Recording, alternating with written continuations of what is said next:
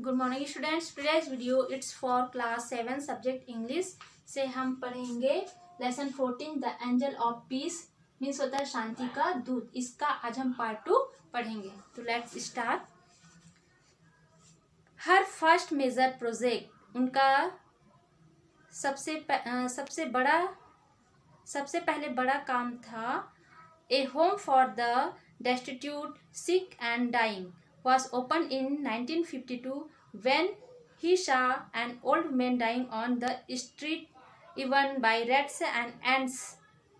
तो सबसे पहले और बड़ा काम उन्होंने किया, एक घर खोला। सन 1952 में एक घर खोला और यह घर जो था वो डेस्टिट्यूट, सिक एंड डाइंग मतलब परित्यक्त, बीमार और मर रहे लोगों के लिए था।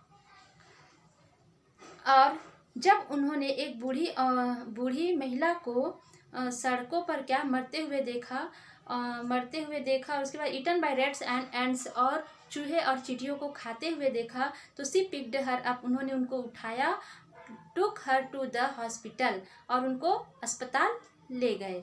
And refuse to move from there until she was admitted, और जब अस्पताल में उनको भर्ती कराने के लिए मना कर दिया गया, then she went to the municipal authorities and asked for a shelter। तो तब उन्हें नगर पालिका अधिकारी के पास गए और कहा, फॉर ए शेल्टर मतलब आश्रय के लिए कहा, where the dying poor could die in dignity, आश्रय के लिए कहा मतलब जहाँ गरीब जो है वो सम्मान पूर्वक मर सके।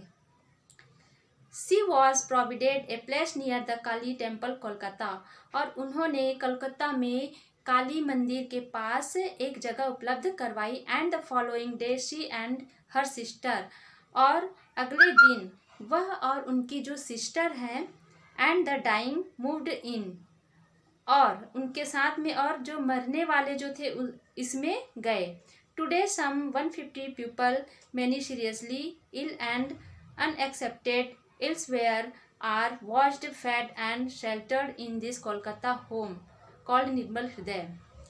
तो जहाँ उन लोग जगह लिए थे वहाँ ये सारे लोग गए, और उसके बाद कुछ 150 लोग जो बहुत ही ज़्यादा बीमार थे और परित्यक्त लोग भी वहाँ रहने लगे। कोलकाता में जो घर लिया गया था वहाँ ये 150 की संख्या में रहने लगे, और वहाँ अच्छे से रहने लगे मतलब नहाने लगे, धोने लगे, कपड़े वगैरह धोने लगे, और भोजन भी करने लगे, भोजन भी किए।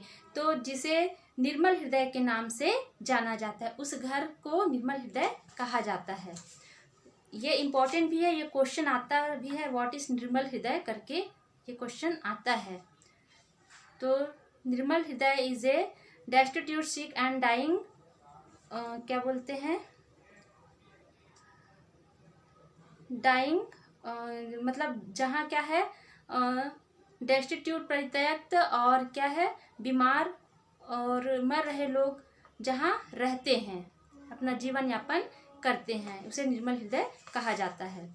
उसके बाद returning to the streets of Kolkata she began, उसके बाद कोलकाता की गलियों में वापसी की, और collecting children to teach them hygiene, और उसके बाद क्या किया, स्वास्थ्य विज्ञान के बारे में बताने के लिए उन्होंने बच्चों को एकत्रित किए। She sought a centre for her work, और इसके लिए उन्होंने एक संस्था खोला।